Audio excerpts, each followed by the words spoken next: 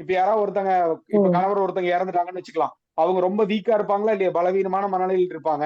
அப்ப எல்லாரும் போய் ஒரு ஆறுதல் சொல்லும் போது சரி, உங்ககிட்ட இருந்து அந்த ஆறா வந்து பாத்தீங்கன்னா ஒரு எனர்ஜி வந்து அவங்களுக்கு வந்து கொடுக்கும்.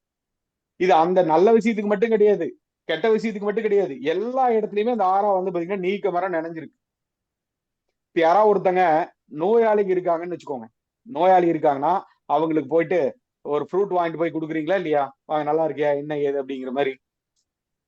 ஒரு சிலர் சொல்லுவாங்க, நீ வந்தா நான் பொழைச்சுக்கிறேன்னு சொல்லுவாங்க, சொல்லுவாங்களா இல்லையா? என்ன நடக்குது, உங்ககிட்ட இருந்து எனர்ஜி வந்து அவங்க எடுத்துக்கிறாங்கன்னு அர்த்தம்.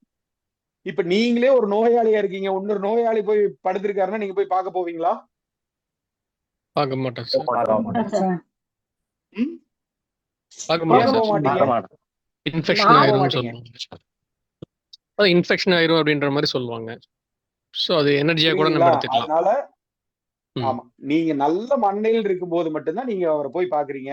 நல்லா இருக்கியா, ஓகே, நல்ல ஒரு ஆறுதல் பேசும்போதும் சரி, ஒருத்தர் தொடும்போதும் சரி, அவருக்கு ஏதாவது ஒரு பொருள் வாங்கி கொடுக்கும் போதும் சரி, அவங்களுடைய ஆறா வந்து பாத்தீங்கன்னா கனெக்ட் ஆகும்.